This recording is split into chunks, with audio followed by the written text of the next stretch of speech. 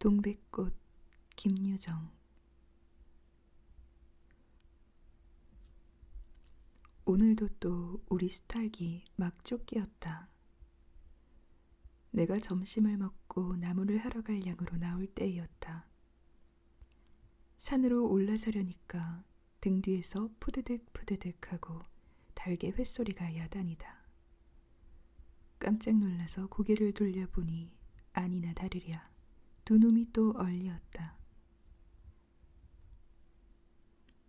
점순네 수탉은 대강이가 크고 똑 오소리같이 실팍하게 생긴 놈이 덩저리 작은 우리 수탉을 함부로 해내는 것이다.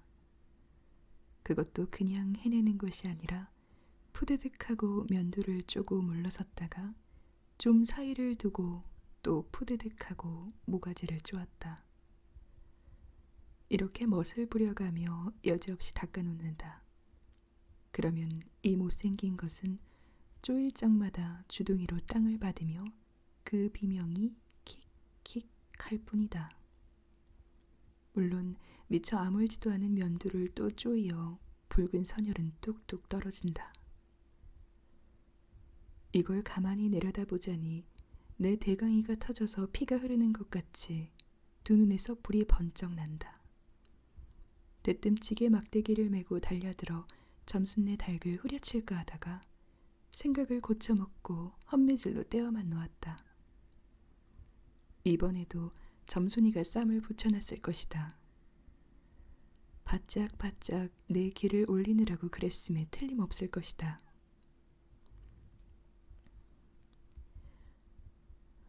고놈의 계집애가 요새로 들어서서 왜 나를 못 먹겠다고 그렇게 아르렁거리는지 모른다. 나흘 전 감자 조각만 하더라도 나는 저에게 조금도 잘못한 것은 없다. 계집애가 나무를 캐러 가면 갔지 나 물타리 엮는데 생이질을 하는 것은 다 뭐냐.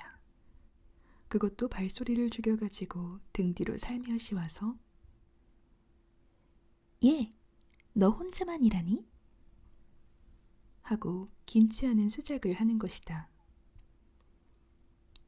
어제까지도 저와 나는 이야기도 잘 않고 서로 만나도 본척만척하고 이렇게 점잖게 지내던 터이련만 오늘로 갑작스레 대견해졌으면 웬일인가. 황차 망하지 마는 계집애가 남 일하는 놈 보고 그럼 혼자 하지 때로 하디? 내가 이렇게 내배앉는 소리를 하니까 너 일하기 좋니? 또는 한여름이나 되거든 하지 벌써 울타리를 하니? 잔소리를 두루 늘어놓다가 남이 들을까봐 손으로 입을 틀어막고는 그 속에서 깔깔댄다. 별로 우스울 것도 없는데 날씨가 풀리더니 이놈의 계집애가 미쳤나 하고 의심하였다. 게다가 조금 뒤에는 제 집게를 할금할금 돌아보더니 행주치마의 속으로 꼈던 바른 손을 뽑아서 나의 턱 밑으로 불쑥 내미는 것이다. 언제 구웠는지 아직도 더운 김이 획 끼치는 굵은 감자 3개가 손에 뿌듯이 쥐었다. 네 집엔 이가 없지? 하고 생색 있는 큰 소리를 하고는 제가 준 것을 남이 알면은 큰일 날 테니 여기서 얼른 먹어버리란다. 그리고 또 하는 소리가 너 봄감자가 맛있단다. 난 감자 안 먹는다. 너나 먹어라. 나는 고개도 돌리려지 않고 일하던 손으로 그 감자를 도로 어깨너머로 쏙 밀어버렸다. 그랬더니 그래도 가는 기색이 없고 뿐만 아니라 새근새근하고 심상치 않게 숨소리가 점점 거칠어진다. 이건 또 뭐야 싶어서 그때서야 비로소 돌아다 보니 나는 참으로 놀랐다. 우리가 이 동리에 들어온 것은 근 3년째 되어오지만 여태껏 가무잡잡한 점순이의 얼굴이 이렇게까지 홍당무처럼 새빨개진 법이 없었다. 게다 눈에 독을 올리고 한참 나를 이렇게 쏘아보더니 나중에는 눈물까지 어리는 것이 아니냐. 그리고 바구니를 다시 집어들더니 이를 꼭 악물고는 엎어질 듯 자빠질 듯 논둑으로 휑하게 달아나는 것이다. 어쩌다 동리 어른이 너 얼른 시집 가야지 하고 웃으면 염려 마서유. 갈 때 되면 어련히 갈라고. 이렇게 천연덕스레 받는 점순이었다. 본시 부끄럼을 타는 계집애도 아니려니와 또한 분하다고 눈에 눈물을 보일 얼병이도 아니다. 분하면 차라리 나의 등허리를 바구니로 한번 모질게 후려세리고 달아날지언정. 그런데 고약한 그 꼴을 하고 가더니 그 뒤로는 나를 보면 잡아먹으려고 기를 복복 쓰는 것이다. 서로 주는 감자를 안 받아먹은 것이 실례라 하면 주면 그냥 주었지 느 집엔 이거 없지는다 뭐냐. 그러잖아도 저희는 마름이고 우리는 그 손에서 배제를 얻어 땅을 붙임으로 일상 굽실거린다.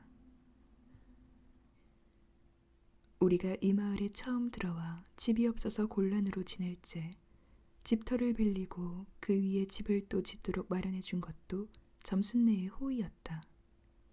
그리고 우리 어머니 아버지도 농사 때 양식이 달리면 점순네한테 가서 부지런히 구워다 먹으면서 인품 그런 집은 다시 없으리라고 침이 마르도록 칭찬하곤 하는 것이다. 그러면서도 17씩이나 된 것들이 수근수근하고 붙어다니면 동리의 소문이 사납다고 주의를 시켜준 것도 또 어머니였다. 왜냐하면 내가 점순이하고 일을 저질렀다가는 점순네가 노할 것이고 그러면 우리는 땅도 떨어지고 집도 내쫓기고 하지 않으면 안 되는 까닭이었다. 그런데 이놈의 계집애가 까닭없이 기를 복복 쓰며 나를 말려 죽이려고 드는 것이다. 눈물을 흘리고 간 다음날 저녁나절이었다. 나무를 한 짐 잔뜩 치고 산을 내려오니까 어디서 닭이 죽는 소리를 친다. 이건 윗집에서 닭을 잡나 하고 점순네 울 뒤로 돌아오다가 나는 고만 두 눈이 둥그레졌다. 점순이가 저희 집 봉당에 홀로 걸터 앉았는데 이게 치마 앞에다 우리 씨암탉을 꼭 붙들어 놓고는 이놈의 닭 죽어라 죽어라 이렇게 안팡스레 패주는 것이 아닌가. 그것도 대가리나 치면 모른다마는 아주 알도 못 낳으라고 그 볼기짝개를 주먹으로 콕콕 쥐어박는 것이다. 나는 눈에 쌍심지가 오르고 사지가 부르르 떨렸으나 사방을 한번 휘 돌아보고야 그제야 점순이 집에 아무도 없음을 알았다. 잡은 참지게 막대기를 들어 울타리의 중턱을 후려치며 이놈의 계집애 남의 닭 알 못 낳으려고 그러니? 하고 소리를 빽 질렀다. 그러나 점순이는 조금도 놀라는 기색이 없고 그대로 의젓이 앉아서 제닭 가지고 하듯이 또 죽어라 죽어라 하고 패는 것이다. 이걸 보면 내가 산에서 내려올 때를 겨냥해가지고 미리부터 닭을 잡아가지고 있다가 너보란 듯이 내 앞에서 죄지르고 있음이 확실하다. 그러나 나는 그렇다고 남의 집에 뛰어들어가 계집애하고 싸울 수도 없는 노릇이고 형편이 썩 불리함을 알았다. 그래, 닭이 맞을 적마다 지게 막대기로 울타리나 후려칠 수밖에 별 도리가 없다. 왜냐하면 울타리를 치면 칠수록 울섭이 물러앉으며 뼈대만 남기 때문이다. 하나 아무리 생각하여도 나만 미치는 노릇이다. 야 이년아, 남의 닭 아주 죽일 터이냐? 내가 도끼 눈을 뜨고 다시 꽥 호령을 하니까 그제야 울타리께로 쪼르르 오더니 울 밖에 섰는 나의 머리를 겨누고 닭을 내팽개친다. 에이, 더럽다 더럽다. 더러운 걸 널더러 입대 끼고 있으랬니? 망을 계집애년 같으니. 하고 나도 더럽단 듯이 울타리께를 힝하니 돌아내리며 약이 오를 대로 다 올랐다. 라고 하는 것은 암탉이 풍기는 서슬에 나의 이마빼기에다 물짓똥을 찍 갈겼는데 그걸 본다면 알집만 터졌을 뿐 아니라 골병은 단단히 든 듯 싶다. 그리고 나의 등 뒤를 향하여 나에게만 들릴 듯 말 듯한 음성으로 이 바보 녀석아.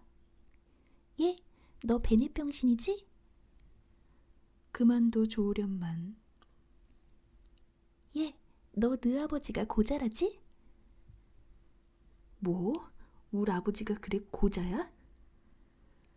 할 양으로 열번거지가 나서 고개를 획 돌려 바라봤더니 그때까지 울타리 위로 나와 있어야 할 점순이의 대가리가 어디 갔는지 보이지를 않는다.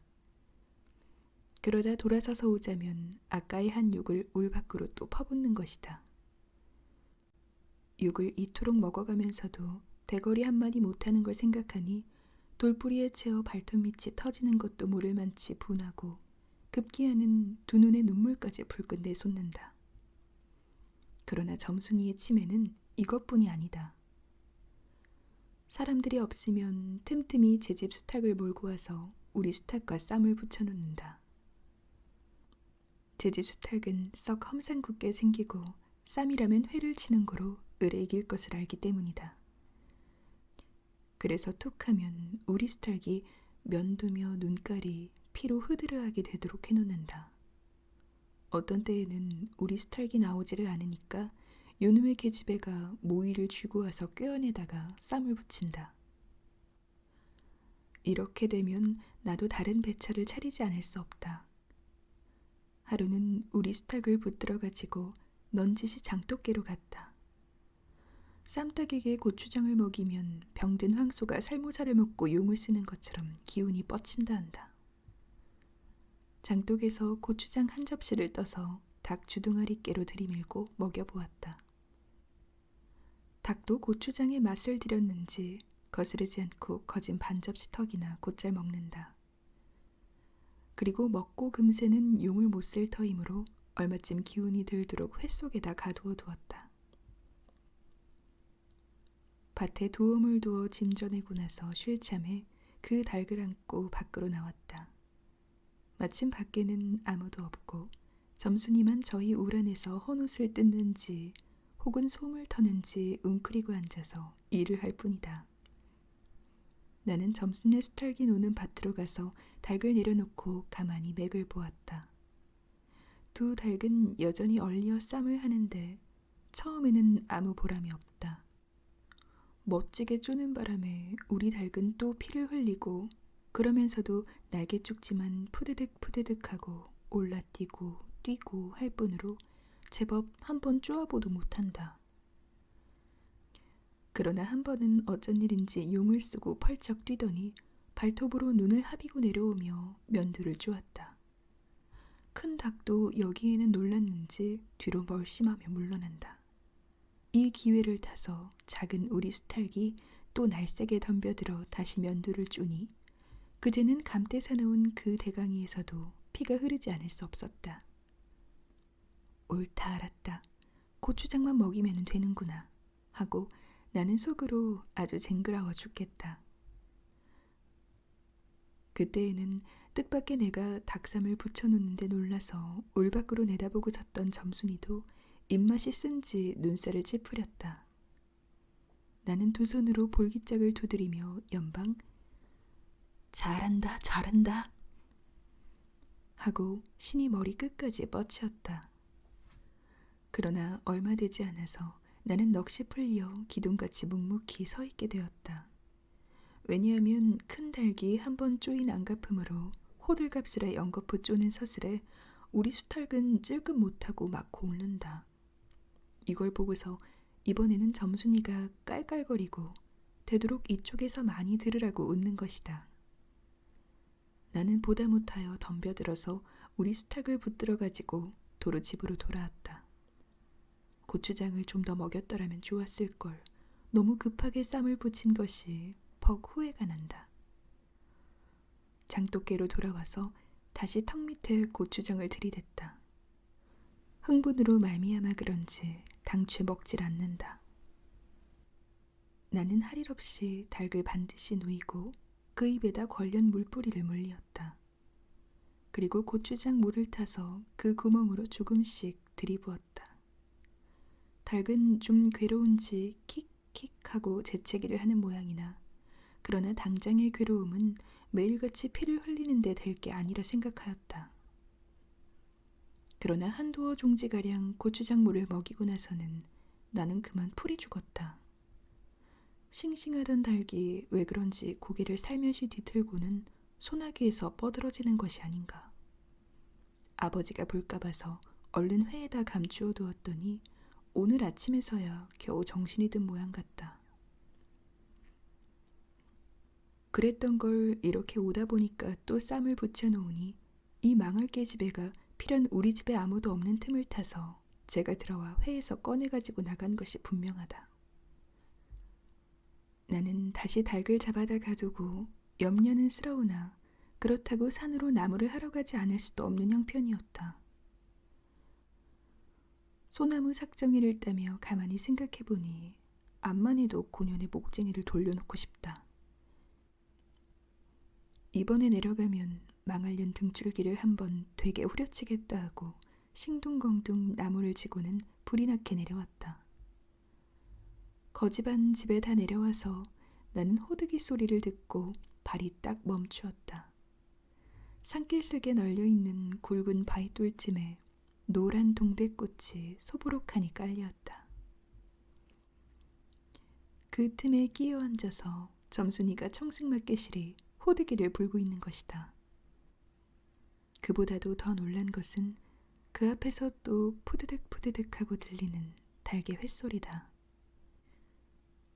필연코 유년이 나의 약을 올리느라고 또 닭을 집어내다가 내가 내려올 길목에다 쌈을 식혀놓고 저는 그 앞에 앉아서 천연스레 호드기를 불고 있음에 틀림없으리라.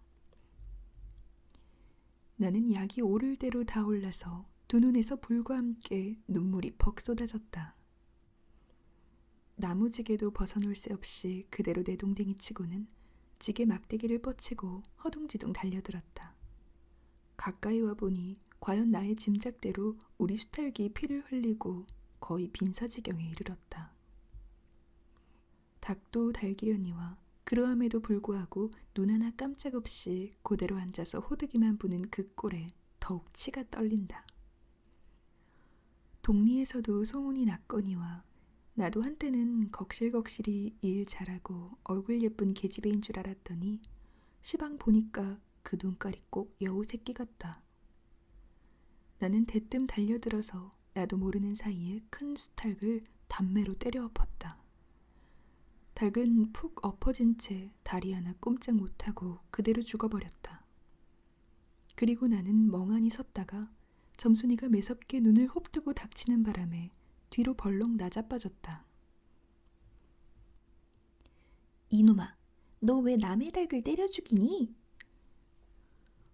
그럼 어때? 하고 일어나다가 뭐 이 자식아? 누집 닭인데. 하고 복장을 떼미는 바람에 다시 벌렁 자빠졌다. 그리고 나서 가만히 생각하니 분하기도 하고 무한도스럽고 또 한편 일을 저질렀으니 인젠 땅이 떨어지고 집도 내쫓기고 해야 될는지 모른다. 나는 비슬비슬 일어나며 소매자락으로 눈을 가리고는 얼김에 엉 하고 울음을 놓았다. 그러다 점순이가 앞으로 다가와서 그럼 너 이다음부터는 안 그럴 테냐? 하고 물을 떼야 비로소 살 길을 찾은 듯 싶었다. 나는 눈물을 우선 씻고 뭘 안 그러는지 명색도 모르건만 그래 하고 무턱대고 대답하였다. 요담부터 또 그래봐라. 내 자꾸 못 살게 굴 테니. 그래 인젠 안 그럴 테야.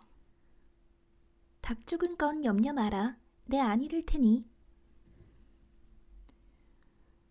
그리고는 못에 떠다 밀렸는지 나의 어깨를 짚은 채 그대로 퍽 쓰러진다.